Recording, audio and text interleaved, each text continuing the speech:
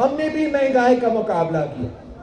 صدر زرداری کے دور میں بھی مہنگائی تھا, پوری دنیا میں ریسیشن تھی, لیکن پیپلز پارٹی کے ساتھ, پیپلز پارٹی کے پاس ہوتا ہے عوامی حل مہنگائی کے لیے. انہوں نے سلیکٹڈ نے اور دوسروں نے تو عوام کو مہنگائی کے دوران لابارش ہو رہا ہے. ہم نے تو بے نظیر انکم سپورٹ پروگرام جیسے انقلابی پروگرام شروع کیا تھا, تاکہ جب مہنگائی کا طوفان اٹھ رہا ہے تو ہم اس ملک کے غریب ترین عورتوں کے ہاتھ پکڑتے مدد کر سکتے ہیں, ان کے گھر پہ امداد پہنچ سکے. ہم نے تنخواہ میں اضافہ کیا تاکہ جو کام کر رہے ہیں وہ اکیلا مہنگائی کا مقابلہ نہ کرے, ان کے حکومت ان کے ساتھ کھڑے ہو. میں نے ایک بات کا کریکشن کرنا ہے.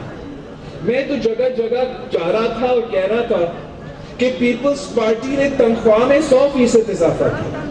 یہ تو غلط نمبر ہے. میں نے کیلکولیشنز کیا اور پاکستان پیپلز پارٹی نے صدر زرداری کے دور میں 100% نہیں 150% تنخواہ میں اضافہ کیا.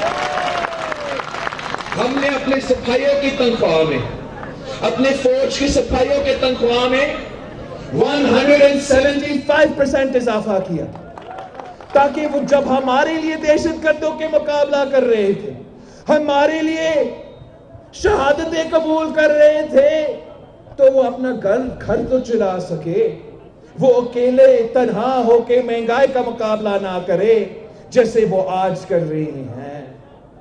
ہم نے اپنا بزرگ پینشنرز کے لیے 100% پینشنز میں اضافہ کیا. یہ ہوتے ہیں عوامی حل مہنگائی کا. یہ صرف اور صرف پاکستان پیپلز پارٹی کر سکتی ہے. پی ٹی آئی کے دور آپ نے دیکھا ہے, پورے پاکستان میں جو مہنگائی کی سونامی چل رہا ہے اور جس میں اس ملک کے ہر شہری ڈوب رہا ہے. آلو ہو تو عام شہری کی پہنچ سے باہر ہے, پیاز بھی عام شہری کی پہنچ سے باہر ہے, دال بھی عام شہری کی پہنچ سے باہر ہے. غریب جائے تو کہاں جائے, عام آدمی جائے تو کہاں جائے. اب تو وہ دوائیوں کو بار بار ایک پینڈیمک کے دور میں مسلسل یہ دوائیوں کا قیمت میں بھی اضافہ کرتے ہیں. آج بھی انہوں نے دوائیوں کی قیمت میں اضافہ کیا ہے. یہ کس قسم کی ظلم ہے؟ کب تو علاج بھی مہنگا ہو چکا ہے. سلیکٹڈ کے دور میں جینے تو مہنگا ہی مہنگا ہے, اب مرنا بھی مہنگا ہے. ہم نے اس تباہی سے, تبدیلی کے نام پہ جو تباہی پورے ملک میں پھیلا ہے, ہم نے گلگت بلتستان کو, نوجوانوں, گلگت بلتستان کے عوام کو اس تباہی سے بچانی ہے. اور یہ صرف اور صرف پاکستان پیپلز پارٹی کر سکتی ہے. ہم نے ان کو ہر ضلع میں شکست دینا ہے. ہم نے ان سلیکٹڈ ظالم اور ان کے دوستوں کو شکست دینا ہے. ہم نے عوامی جماعت کو منتخب کرنا ہے. اگر ہمیں بے روزگاری کا خاتمہ چاہیے تو ہمیں تیر کے ساتھ دینا ہے. اگر ہمیں غربت کا خاتمہ چاہیے تو ہمیں تیر کا ساتھ دینا پڑے گا. اگر ہمیں بھوک کا خاتمہ چاہیے تو ہمیں تیر کے ساتھ دینا پڑے گا. اگر ہمیں ہر شخص کو, اگر ہمیں روٹی, کپڑا اور مکان چاہیے, علم, صحت اور سب کو کام چاہیے, تو پھر ہمیں تیر کے ساتھ دینا ہے. تیر کو ووٹ دینا ہے, پاکستان پیپلز پارٹی کو منتخب کروانا ہے. یہ تو ظالم شخص ہے, یہ جماعت ظلم کرتا ہے. ہر طبقہ سراپا احتجاج ہے. ڈاکٹرز احتجاج کر رہے ہیں, نرسز احتجاج کر رہے ہیں, وہ لیڈی ہیلتھ ورکرز بیچارے وہ بھی احتجاج کر رہے ہیں, مزدور احتجاج کر رہا ہے, کسان احتجاج کر رہا ہے, نوجوان احتجاج کر رہا ہے, اور بزرگ پینشنر بھی احتجاج کر رہا ہے, یہاں تک کہ تاجروں بھی احتجاج کر رہا ہے. ہر طبقہ پہ اس سلیکٹڈ حکومت میں ان کی ناکامی کی وجہ وہ بوجھ عام آدمی اٹھا رہا ہے. مہنگائی کی صورت میں, بے روزگاری کی صورت میں, غربت کی صورت میں. اس ظالم نے تو, ابھی مجھے ایک نوٹ آیا تھا یہاں کراؤڈ کی طرف سے, ہمیں بتا رہے ہیں کہ بلتستان میں جو آپ کے یوٹیلیٹی سٹورز ہیں ان کو بھی کام کیے گئے ہیں. بلتستان میں 34 یوٹیلیٹی سٹورز کو بند کیے ہیں کہ اس قسم کا ظالم اس مہنگائی کے دوران یوٹیلیٹی سٹورز بھی بند کرواتا ہے. یہ صرف اور صرف عمران خان ہی کروا سکتا ہے.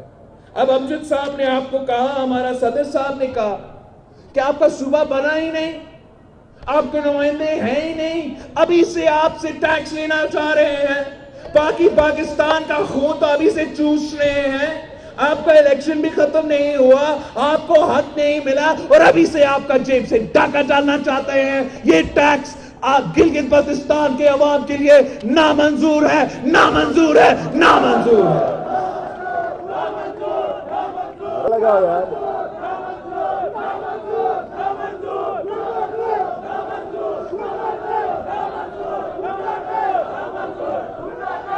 ریڈیو پاکستان سے سارے ملازمین کو بے روزگار قرار دے دیا, پی ٹی وی کے ملازمین بے روزگار, پی آئی اے کے ملازمین بے روزگار, سٹیل ملز کے ملازمین بے روزگار. ہم نے ہمارا گلگت بلتستان کے عوام کو اس بے روزگاری سے بچانا ہے, آپ نے ہمارے ساتھ دینا ہے.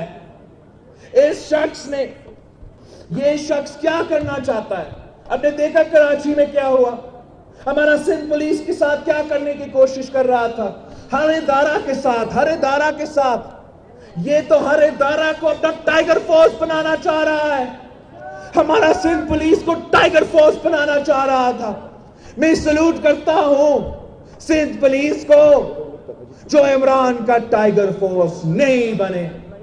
عمران تو چاہتا ہے کہ ہر فورس ٹائیگر فورس ہو, عمران چاہتا ہے کہ رینجرز بھی ہو تو ٹائیگر فورس ہو, ہمارا آئی ایس آئی ہو تو وہ بھی ٹائیگر فورس ہو, ہمارا فوج ہو تو وہ بھی ان کا ٹائیگر فورس بنے. لیکن پاکستان پیپلز پارٹی اور پاکستان پیپلز پارٹی کے جیالے اس کو یہ اجازت نہیں دیں گے. یہ ہمارے ادارے ہیں, یہ ہر پاکستانی کے ادارے ہیں, یہ کسی ایک جماعت کا نہیں, کسی ایک شخص کا نہیں, اس ملک کے شہریوں کا ادارے ہیں. ہم ان کو متنازع نہیں بننے دیں گے, ہم ان کا تحفظ کریں گے, ہم ان کو عمران خان کی نالائکی سے بچا کے رہیں گے. ساتھیوں, عمران تو خود کٹ پٹلی ہے, لیکن سنا ہے کہ پی ٹی آئی کے ساتھ کچھ اور جماعتوں یہاں کام کر رہی ہیں. یعنی جہاں پی ٹی آئی اپنی ناکامی کی وجہ سے, اپنا